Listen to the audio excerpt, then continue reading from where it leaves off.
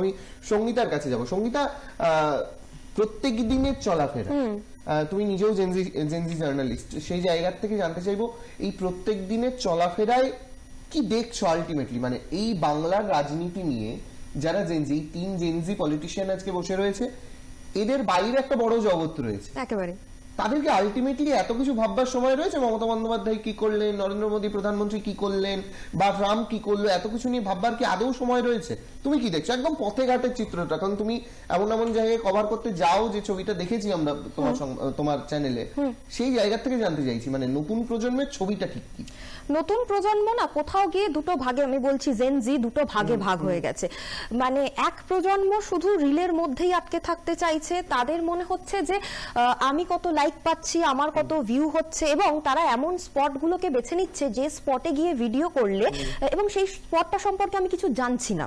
আবার এরকম জেনজিও রয়েছে যারা হয়তো 24/7 একেবারে কম্পিউটারে মুখ বুজে রয়েছে তাদের প্রফেশনের খাতিরে, কিন্তু তারা ভীষণভাবে অ্যাওয়ার যে প্রধানমন্ত্রী কি বললেন, নরেন্দ্র মোদী কি বললেন, আমাদের দেশের এখন অর্থনৈতিক যে স্ট্রাকচারটা সেটা কোথায় রয়েছে, সেরকম ভীষণভাবে তারা কিন্তু মানে সচেতন। আমি তোমাকে একটা উদাহরণ দিচ্ছি।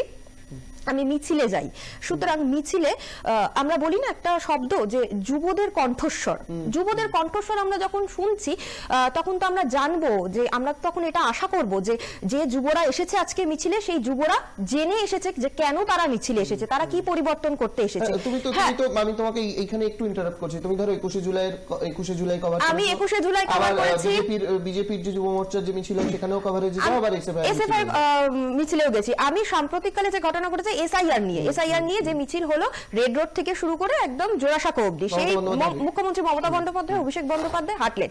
সেখানে তৃণমূল ছাত্র পরিষদের যারা এসেছেন, যে দাদারা তাদের লিড করে নিয়ে এসেছে, ওনাদের বক্তব্য হচ্ছে সেই দাদারা সব জানে। আমরা তো এসেছি, হ্যাঁ, আমি যখন তাদের গিয়ে প্রশ্ন করছি যে আপনারা কি জানেন, তখন তারা বলছে ওই তো শেখরদা এসেছে, শেখরদা বলে দেবে, ওই তো শিলাদিত্যদা এসেছে, শিলাদিত্যদা বলে দেবে। আমি যে আপনি কেন এসেছে? না, মুখ্যমন্ত্রী যা বলবে সেটাই মেনে এগিয়ে চলবে।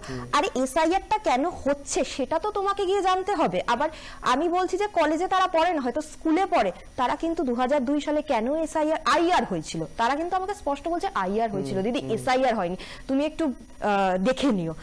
আমার বলতে ভুল হয়েছিল। যারা স্কুলে পড়ে তারা কিন্তু অনেক বেশি ওয়াকিবহাল।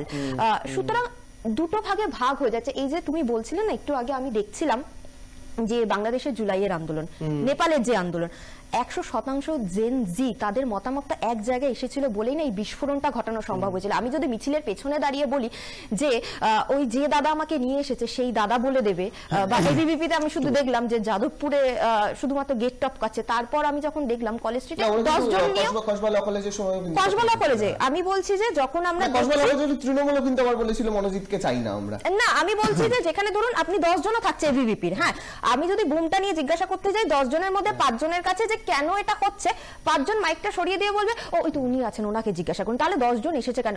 ওনাদের 10 জনের তো একটাই লক্ষ্য, 10 জন তো না জেনে চলে আসে। তাহলে আমি যখন আসছি, মানে মিছিলে ফ্রন্টে যে থাকবে সেই সব জানে, পেছনে যারা থাকবে তারা কেউ জানে না।